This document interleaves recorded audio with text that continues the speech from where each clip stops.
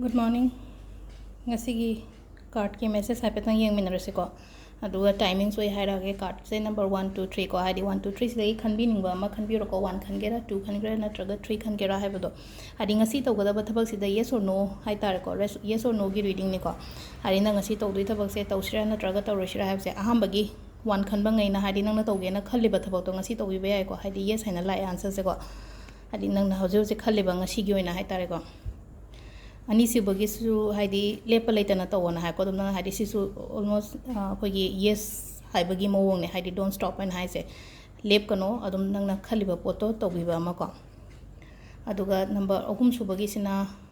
no ena haire ko ngasi gi oina di si gi thabak se tawbirano ko adu timing ai hai petang haire ke ko timing se ayuk ki pung 3 minute 3 makhai sai dagi na 8 makhai phaw phai ko 8 makhai phaw phare tu matungda 13 ga minute 13 dagi na 12 ga minute nifu manga phaw phare ko aduga nungdang gi na muk haidi marak sida phatre nundin je kya ngasi di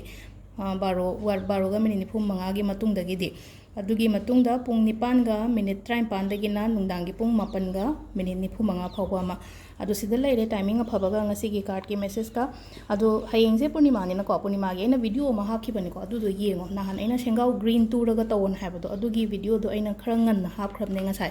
hadi kai no habada hayeng purnima namita khudak ta hapa matam da hadi pochai do langbo khotpa nang da basu yawina adu dona aina ngasi se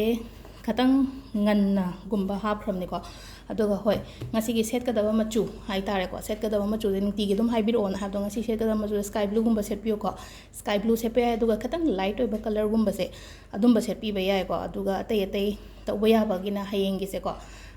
hayeng video do yeng birong sa yu hap ke ba video do aduma laire adugi matung da akoi gi bay leaf ki kai gi mamang da hap ke ba do bay leaf ki kai gi mamang da hap ke do bay leaf manifestation ki ka to bi ba yai ko aduga saturday hayeng saturday second saturday sunday gi personal reading to bi ningba lairagadi community da hape chang yeng bi ko ina mamang da ai number share to ki ba khot ki ba lebane aduda dum contact to biro hadi second saturday sunday je shuti lebane na hadi personal reading online to bi ningba lairagadi ko so sita laire ngasi gi card ki message se thank you